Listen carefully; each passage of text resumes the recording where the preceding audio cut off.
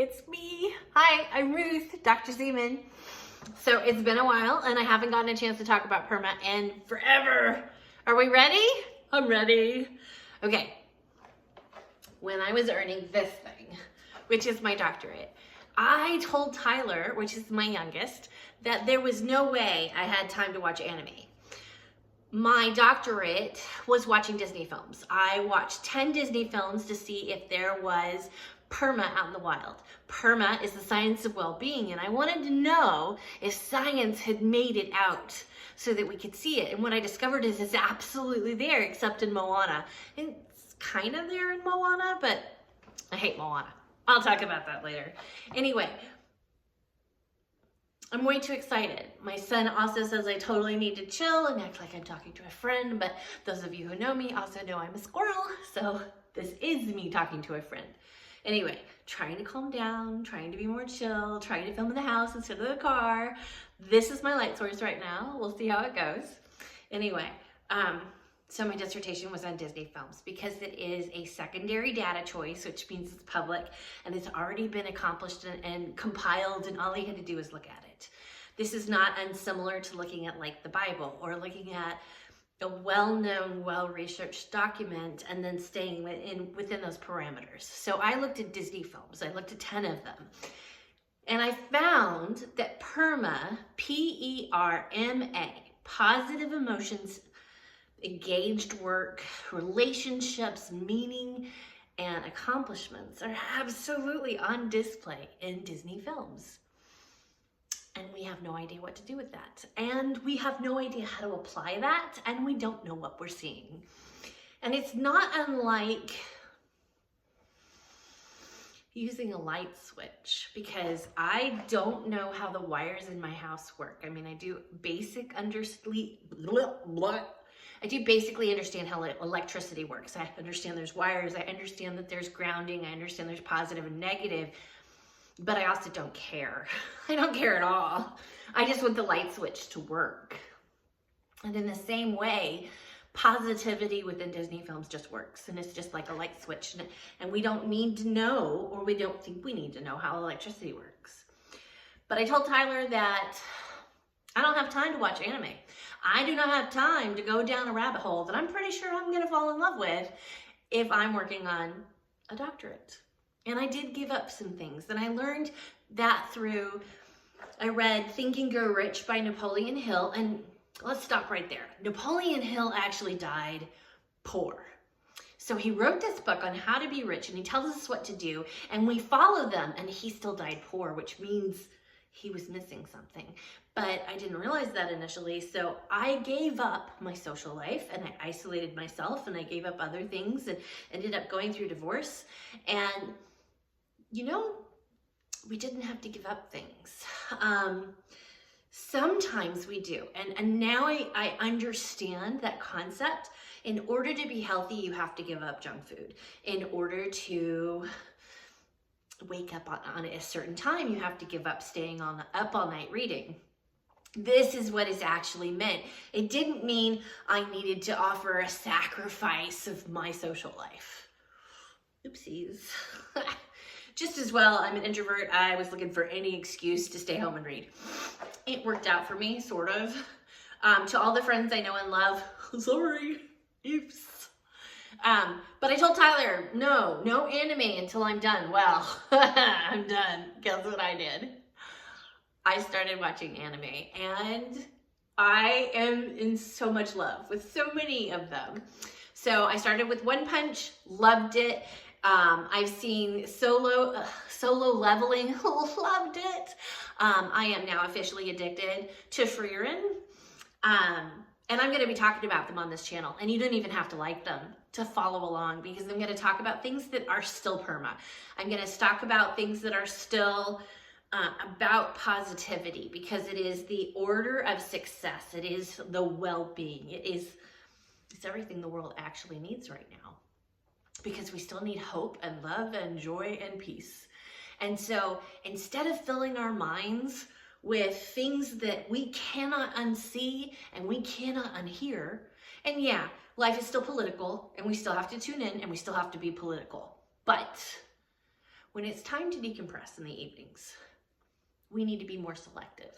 When it's time to get ready to sleep, we need to be more mindful of what's going into our heads.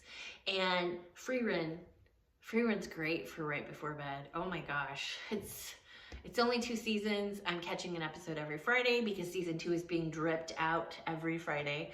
But it is this beautiful story of basically an autistic woman who didn't realize she had love staring her in the face.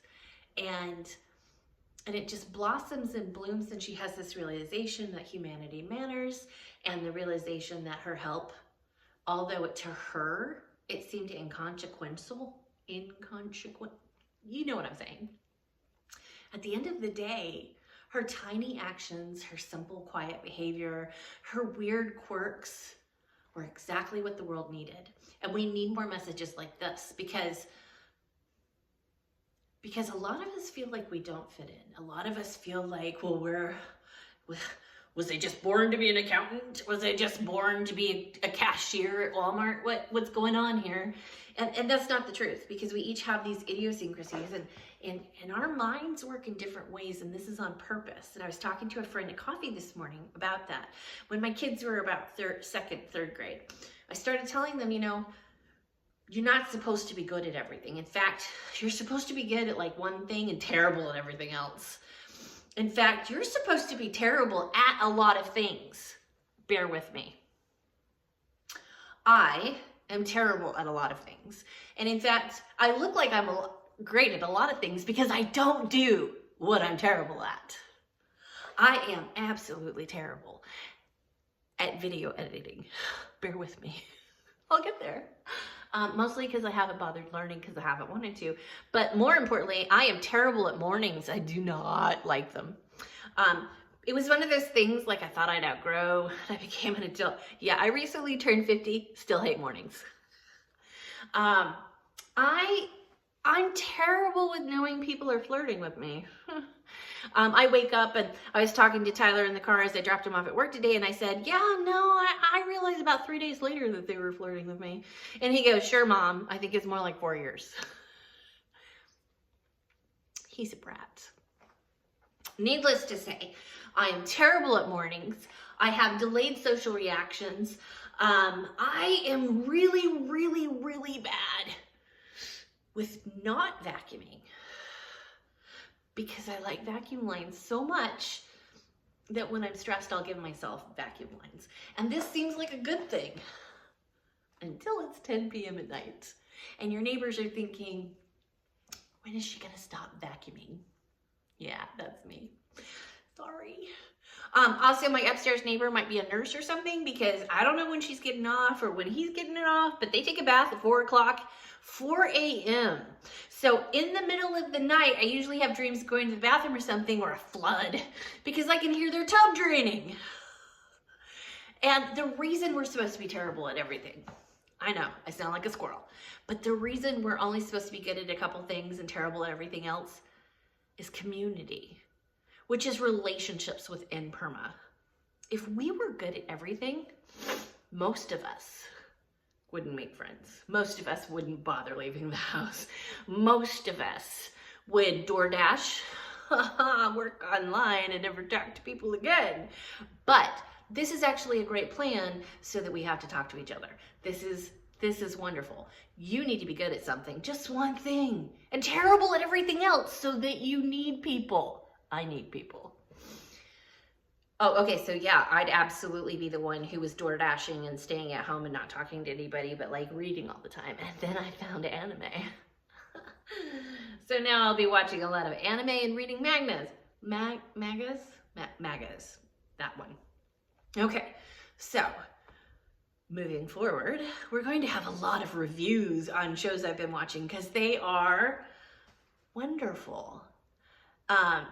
Now, mind you, it's a whole genre, and within the genre, there are subgenres, and not all of these genres are worth watching.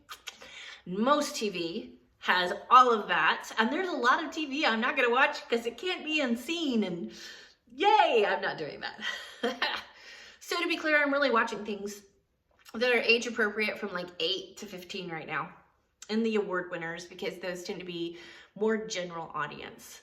And I like to sit at general audience because my mind does not need to be betrayed, because I don't need to justify that I don't want to be horrified. I don't need that. I want to be entertained. I want to be soothed. I want to be liked. Come on, you get it. So I'm looking forward to this. Let's see where it goes. And I'm not sure what I'm going to call this video, but things are changing. Let's get excited. Oh, also, tripod. My son got it. Isn't it great? Hi!